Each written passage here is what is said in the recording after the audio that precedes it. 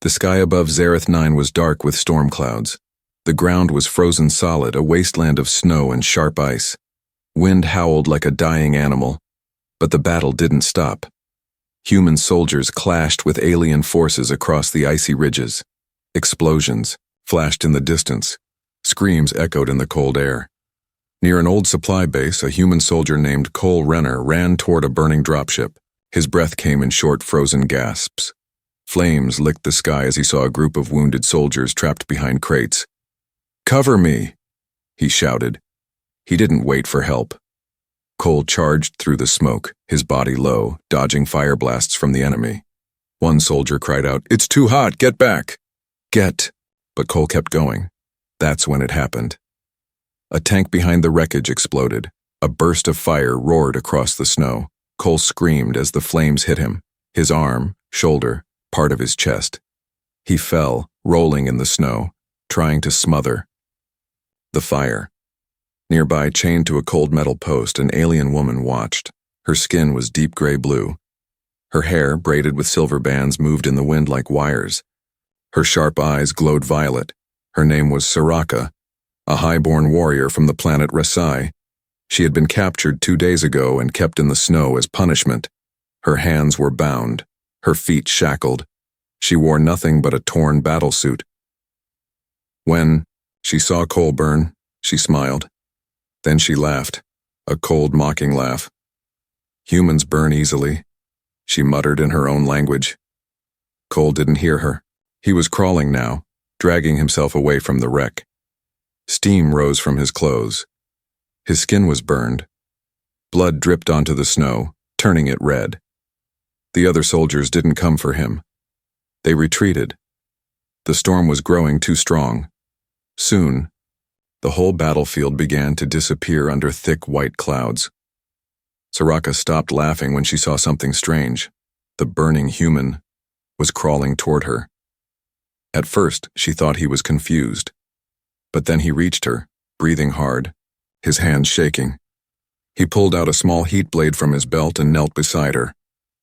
"What are you doing?" she asked in broken English. Cole coughed. His voice was raw. "You'll freeze, chained like this." Soraka blinked. "I laughed at you." "I know. You're injured." "I noticed." She frowned. "Then why help me?" Cole looked at her. His face was pale, lips cracked, eyes half shut. But his voice was calm. "No one deserves to die like this." He pressed the blade to her chains. The metal hissed as it melted. She could have kicked him, could have let him die. But she didn't move. She just watched. When the last shackle broke, Soraka pulled her hands close to her chest, rubbing warmth back into her fingers. Her eyes stayed on Cole. He tried to stand, but fell. The wind blew harder, now. The storm had swallowed the base. There were no more soldiers, no rescue, only the human and the alien. She looked down at him. He had saved her, even after she laughed at his pain. Soraka didn't understand. In her world, mercy was weakness. But this man showed mercy in the middle of fire. And now, he was dying. Soraka lifted his arm over her shoulder. She groaned. "You're heavier than you look." Cole chuckled softly. "You're warmer than I thought." Together they moved slowly through the snow. Not as enemies, not as allies. Just two broken beings trying to survive. That night, as the snow buried the battlefield, Soraka found a cave beneath a frozen cliff. She dragged Cole inside and lit a heat crystal from her belt pouch. She used herbs to clean his burns. She wrapped his body in torn cloth from her own sleeves. She didn't understand why she was doing this. Maybe because he didn't ask her to. Maybe because he had no reason to save her. But did it anyway. As Cole slept, shivering, Soraka sat near, the fire watching his face. Her laughter was gone. Something colder had taken its place. Something like respect. The fire crystal flickered low in the dark cave. A soft red glow lit the stone walls and cast long shadows across the ground. Cole lay on the cold floor, wrapped in torn cloth and snow-warmed moss. His skin was blistered on one side, his breathing shallow. But he was alive. Barely. Soraka sat a few feet away, staring at the tiny flame, her arms wrapped around her knees. She had been silent for hours. She couldn't stop thinking about what he did, a human, burned, alone, still chose to save her. She reached toward her wrist. The skin where her chains had once been was raw, bruised. The metal had been tight for days. She remembered laughing when Cole burned, but now her hands were free because of him. Why? She looked at him again. He didn't even know her name. Hours passed. The storm outside grew louder, screaming across the cliffs. Snow poured across the cave entrance. Soon they would be trapped inside. Soraka finally stood and walked over to him. She knelt beside Cole, placing 2 fingers on his neck, his pulse weak but steady. He opened one eye slowly. "Still alive," he whispered. She almost smiled. "You shouldn't be." He coughed, wincing. "Guess I'm stubborn." She reached into her pouch and pulled out a leaf soaked in green oil. Gently, she pressed it to his burn. He hissed in pain. "Sorry," she muttered. He chuckled faintly. "Thought you were here to kill me." She paused. "I was." That made them both fall silent. After a moment, Cole looked at her. "You didn't run." "I thought about it." "Why didn't you?" She didn't answer right away. Then she said, "Because running means leaving someone behind. I've seen enough of that." Cole nodded slowly. "Me too." She sat beside him. "I thought humans were cowards. Selfish. Cruel," she said. "But you stayed." "I didn't stay because I'm human," he replied. "I stayed because no one else did." The fire dimmed further. Soraka stood and placed her last heat crystal under the flame, keeping it alive. She walked to the edge of the cave and stared out at the white sky. The blizzard still howled. Snowflakes danced in the wind like ghostly sparks. The storm showed no sign of stopping. She returned to Cole. "We won't survive here long, not without supplies." He nodded. "There's an old watchtower, north of here, maybe 10 clicks. It might still have shelter and food packs." Soraka frowned. "You think you can walk?" "Nope," Cole said, groaning as he tried to sit up. "But I don't see another option." She knelt, slung his arm over her shoulder and helped him rise. He grunted. "You're stronger than you look," she smirked. "You're weaker than you sound." They stepped out into the snow together. Cole limped. Soraka held him upright.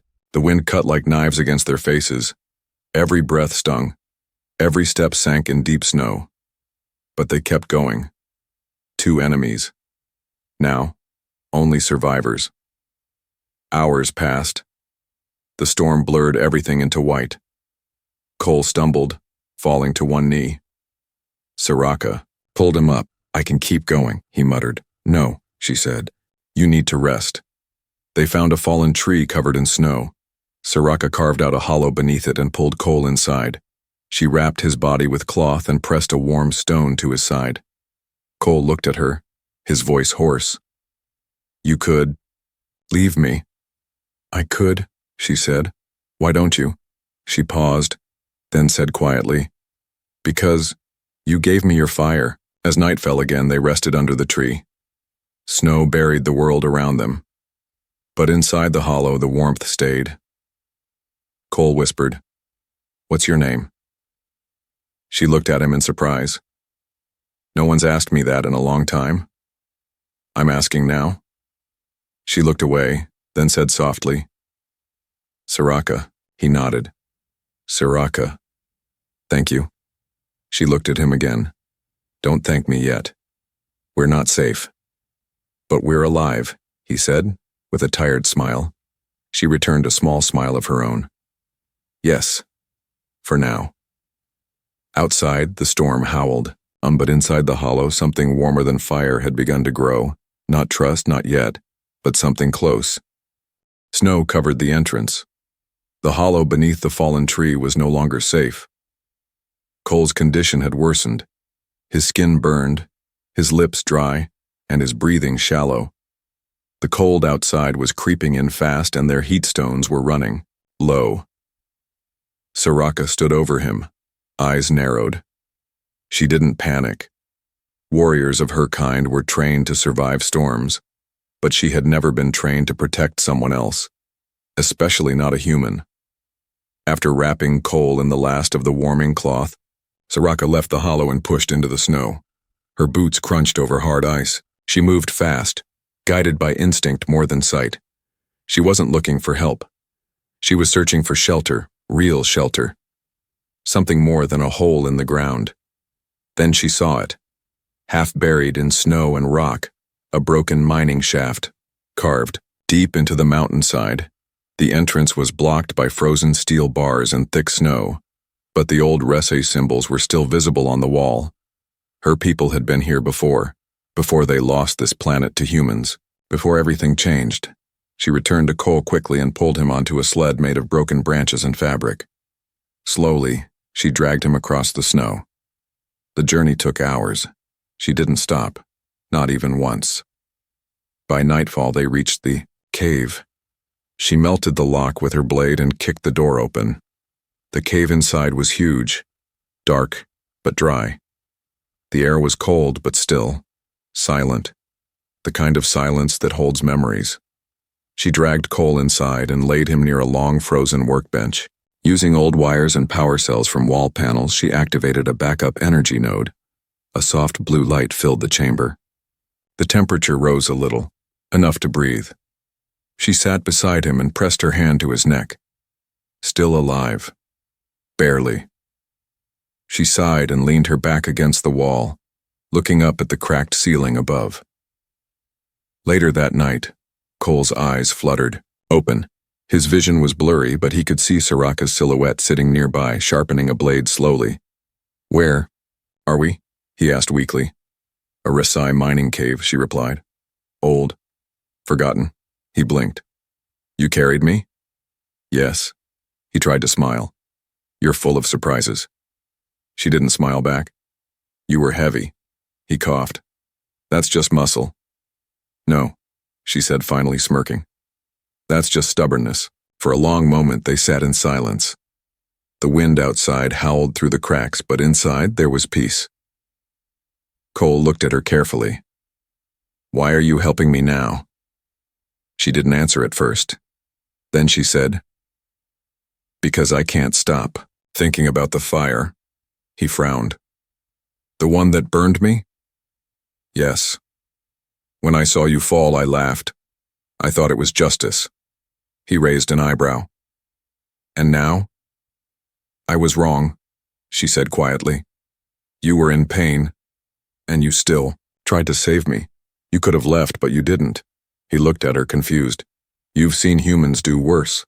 "I have," she admitted. "But I've never seen one do what you did." She turned away, as if ashamed. "I was raised to believe humans were cruel, always taking, always burning. But now, I don't know." Cole's voice was softer. "Now. Maybe we're both wrong about each other." She looked back at him. "Maybe." As Cole rested, Soraka explored the cave. She found old crates filled with tools, energy cells, even food packs, frozen, but still usable. She brought them back, placed one near Cole, and heated it. He took a bite, smiling. "Tastes like metal and glue." She chuckled. "That means it's real." While searching deeper, she found something strange. A sealed door marked with a red warning symbol. She pressed her hand to the scanner. It rejected her. Her eyes narrowed. Whatever was behind that door wasn't just mining tech. It was military, and someone didn't want it found. She returned to the chamber, watching Cole sleep. For the first time in days, his breathing was steady, but the silence around them felt heavier now, not peaceful, haunted.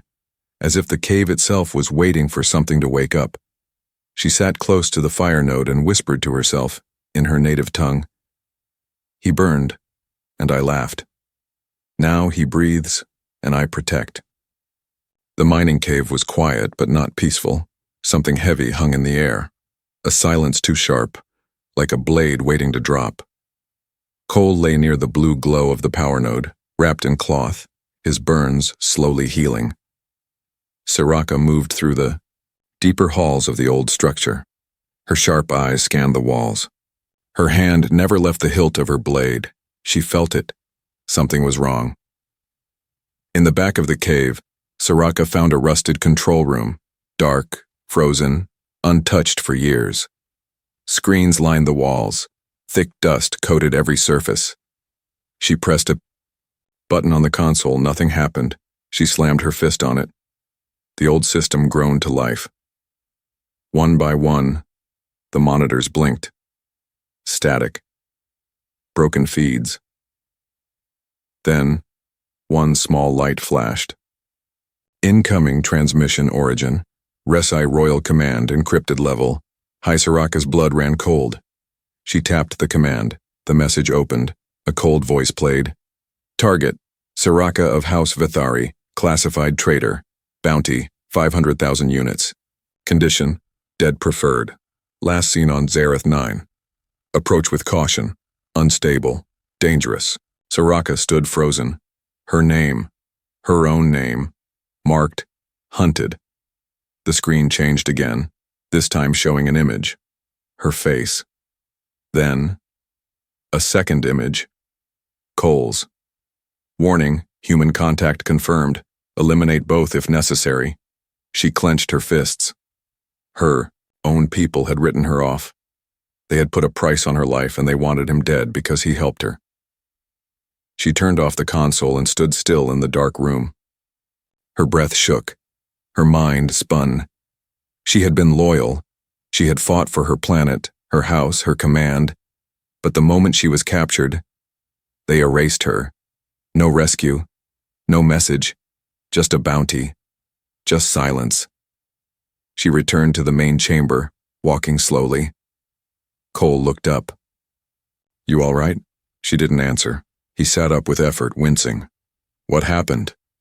There's a bounty on my head, she said flatly. He blinked. From the humans? No, she whispered. From my own people. Cole sat in silence. I'm sorry. She looked at him, her eyes hard. They want you dead too. Let me guess, he smirked. For helping the enemy? Soraka nodded. Cole exhaled. Well, guess we're both disposable now. For a moment they said nothing. Then Soraka walked to him and sat down. She pulled off the last ring from her finger, marked with her house symbol, and dropped it into the fire. The metal hissed, turned black, then cracked. I don't belong to them anymore, she said. Cole watched the flames. You're more than a house, or a title. Soraka looked at him. So are you. Later that night, Soraka stood at the entrance of the cave, staring at the sky. Snow still fell, soft and endless, but it no longer felt cold. She heard footsteps behind her. Cole stood beside her, arms crossed over his chest. I've seen a lot of betrayal, he said, but not from your own people, that's cold. Soraka nodded. My world doesn't forgive weakness. You're not weak. She looked at him surprised. You walked through a snowstorm, carried me, fought for both of us, he smiled. That's not weakness, that's strength. Suddenly a beeping sound came from Cole's device, his eyes widened. Someone's pinged our location. Soraka stepped back into the cave. Scanners? Could be bounty hunters. Could be worse. She grabbed her gear. Then we move before they get closer. Cole grabbed his rifle. Do we fight or flee? She looked at him with a strange calm. We survive. As they packed quickly, Soraka turned one last time toward the dark hallway of the cave, toward the console that betrayed her. She didn't speak. She just drew her blade and sliced the panel in half. Sparks flew. The screen went dark. No more messages. No more orders. She would not be hunted like prey. As they stepped out into the snow, side by side, Cole said quietly, "So, are we fugitives now?" Soraka answered, "No, we're survivors." The snowstorm returned with vengeance. Winds roared across the mountains, swallowing sound and sight. The world turned white again, and every shape disappeared under falling ice. But something moved through the storm.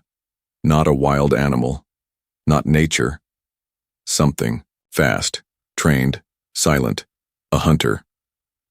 Cole and Soraka struggled across a narrow ridge, one side falling into a deep ravine, the other climbing into jagged cliffs. They moved quickly, heads low, boots crunching in thick snow. Cole's burns still hurt, but he didn't complain. Soraka led the way now. Her steps careful, her eyes sharp. She didn't speak much since they left the cave. She was listening and feeling. Something was coming. An hour later, they found a small outpost ruin built into a rock face. The place was ancient, possibly human-built long ago and lost in the storms. They slipped inside. The door creaked. The wind died as they entered. Silence. Safe. For now. Cole leaned against a wall and breathed deeply. "I can't feel my feet." Soraka checked the place quickly. Empty. No heat. But walls thick enough to block the storm. She tossed him a cloth. "Wrap them. You'll lose them otherwise." He grinned. "You're very romantic, Soraka." She rolled her eyes. "You're very slow, Cole." They almost smiled, but neither of them laughed. Not yet. Outside, footsteps landed in the snow, but no prints were left behind. The hunter was cloaked, invisible to sight, hidden from sensors. It crept closer to the outpost door. Inside, Soraka suddenly stopped. She turned her head. Something in her blood went cold. "Cole," she said. "We're not alone." Before Cole could react, boom, the outer wall exploded. Inward. A blast of smoke and debris filled the room. Cole dove to cover. Soraka rolled across the ground, grabbing her blade. Through the smoke stepped a tall figure in black armor, silver trim on the chest. A cold mask covering its face. No insignia, no flag. Just a voice. Low, calm, icy. "Soraka of House Vithari, you are worth 500,000 alive, a full million dead." Soraka raised her blade. "Come and earn it." The fight was fast. The hunter moved like shadow. Fast strikes, silent steps, a blade with energy along its edge. Soraka met every blow with fury. Sparks flew as steel clashed in the dark room. Each strike shook the walls. Cole tried to help, firing his blaster, but the hunter's armor deflected every shot. "Go," Soraka shouted. "No chance," he yelled back. The hunter kicked Soraka into a wall. She dropped to one knee, blood dripping from her mouth. The hunter turned to Cole. "You're not my target, but you made yourself part of this." Cole raised his rifle. "Yeah? Then maybe you're targeting the wrong people." The hunter raised his blade. Then, flash. A surge of blue light filled the room. The temperature dropped instantly. Ice spread across the floor. The hunter turned too late. Soraka stood now, glowing. Her hand raised. The ground under the hunter's feet turned to frost. She was no longer holding back. The hunter charged. Soraka didn't move. Instead, she unleashed a wave of frozen energy, instinctive, raw, powerful. The blast hit the hunter, like a hammer. The black armor cracked. The mask shattered. The figure fell. Frozen, solid. Dead. For a long moment, nothing moved. Then the light around Soraka faded. She stumbled. Cole caught her. Her skin was pale, her hands trembling. "You okay?" he asked, holding her up. She nodded weakly. "I didn't know I could do that." Cole looked at the frozen body. Neither did he. They both laughed, quietly, tiredly. It wasn't joyful, but it was real.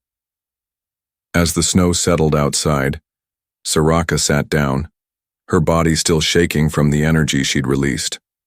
"I wasn't supposed to be like this," she said softly. "What do you mean?" Cole asked. "I was trained to fight, not to feel, not to save." She looked at him. "You're the reason I didn't run. You reminded me I'm more than a weapon."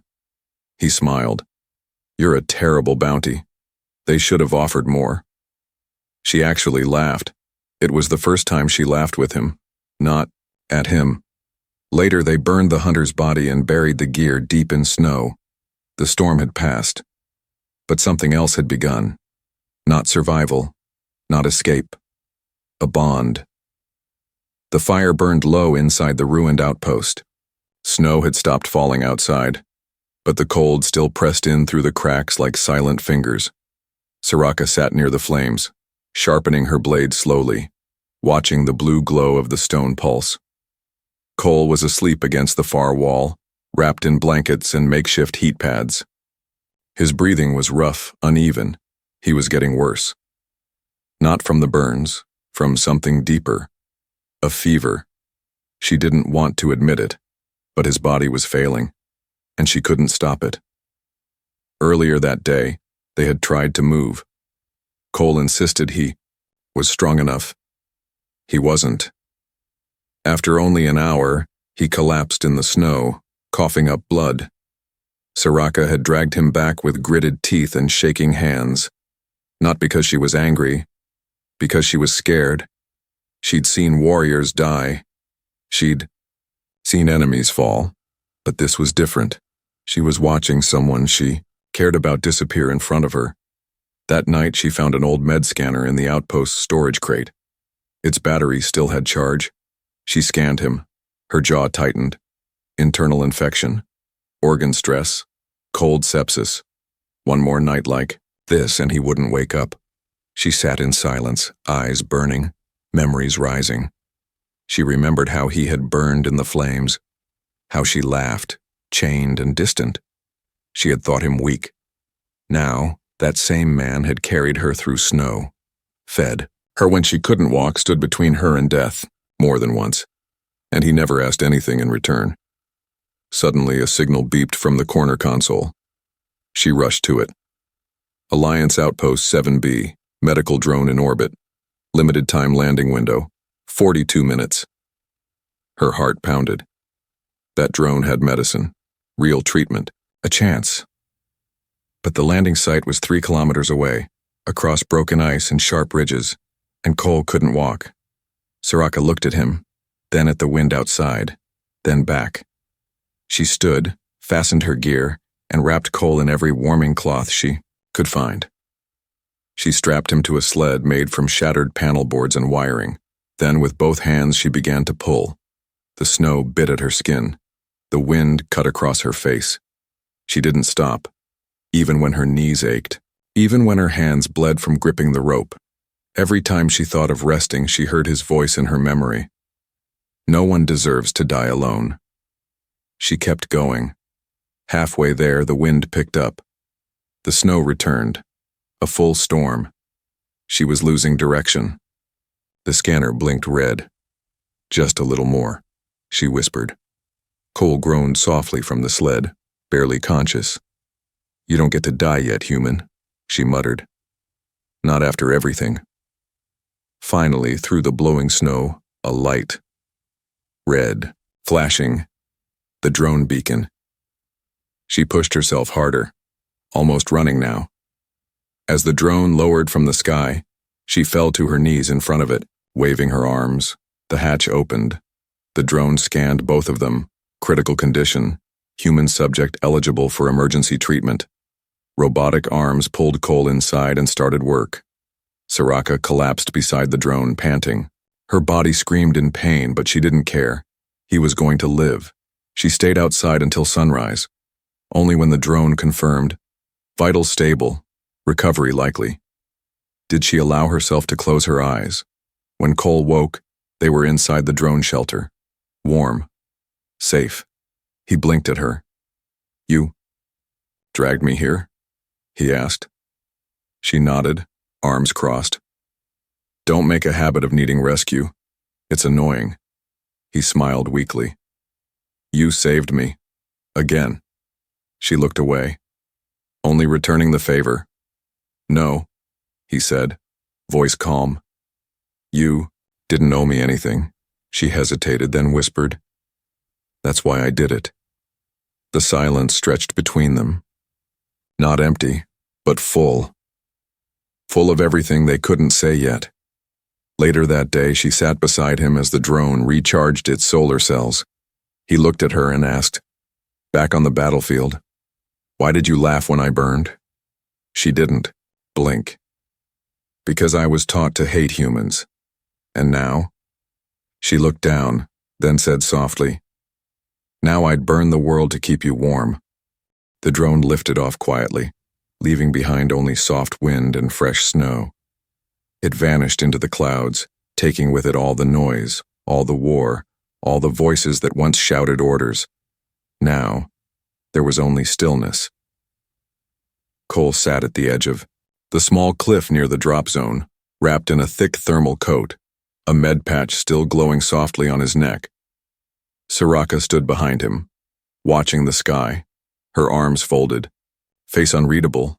Neither spoke, but both knew this was the end of their escape and the start of something else. Days had passed since the storm. The drone supplies kept them alive, food, heat cells, medical packs, but no rescue ships came. The war outside was still raging, but here, on this frozen edge of nowhere, a kind of peace had settled between them. No armies, no bounty hunters, no chains, just two survivors. Cole broke the silence. What happens now? Soraka sat beside him slowly. I don't know, she admitted. He looked at her. Do you still want to go back to your people? She didn't answer right away, then said, they called me a traitor, put a price on my head. But the truth is, I left them long before that. Why? Because they don't understand what strength really is. Cole raised an eyebrow. And what do you think it is? Soraka turned to him, her voice soft. Strength is carrying someone through the snow when you can barely stand. It's choosing kindness when the world taught you only to strike. She looked away. You showed me that. Cole smiled faintly. Funny. You always seemed stronger than me. I was trained to fight, she said, but not to feel. You taught me how to do both. He laughed. Well, I guess I'm good. For something. You're good for me, she whispered. That night they made camp beneath a frozen arch of stone. A fire crackled quietly between them. They shared the last heat meal, spiced root from the drone's supplies and dry bread. Soraka looked into the flames. I never told you, she said suddenly, what my name means. Cole glanced up. No. What is it? She stared into the fire, her voice slow and steady. Soraka means one who walks alone. He nodded thoughtfully. Not anymore. She looked at him, eyes steady. No. Not anymore. The next morning, they buried the remains of the hunter in a shallow grave, marking it with stones. We don't leave enemies to rot, Soraka said. Even the ones who came to kill us. Cole helped stack the last stone. You've changed. I had to, she replied. You wouldn't let me die bitter. Later, a distant signal reached them, an Alliance patrol ship responding to the drone beacon. They had a choice. Go back. Be questioned, be watched, be studied, or disappear into the galaxy, together. Cole looked at Soraka. She was no longer the prisoner, no longer the cold warrior, no longer the one who laughed at his pain. She had become something more, and so had he. When the ship arrived, they stood side by side. The captain stepped out. You two okay? Cole nodded. We're alive, the captain frowned. You were listed MIA, and he looked at Soraka, was listed hostile. Cole stepped in front of her. She's with me now. The captain paused, then nodded. Then you're both coming home. As the ship took off, Soraka looked through the small window. Snow faded into cloud. Cloud gave way to stars, and for the first time in her life, she didn't feel like a weapon. She felt human, and for the first time in his life, Cole didn't feel like a soldier. He felt seen. They sat side by side in the hold. Soraka leaned her head on his shoulder. "You know," she said softly, "I used to believe only the strong deserved to survive. And now?" he asked. "Now I believe only the kind deserve to lead." Cole looked at her, his voice gentle. "You're both." She once laughed as the human burned. Now she carries his warmth in her chest, and he, once abandoned in fire, found family in the arms of the one who first watched him fall.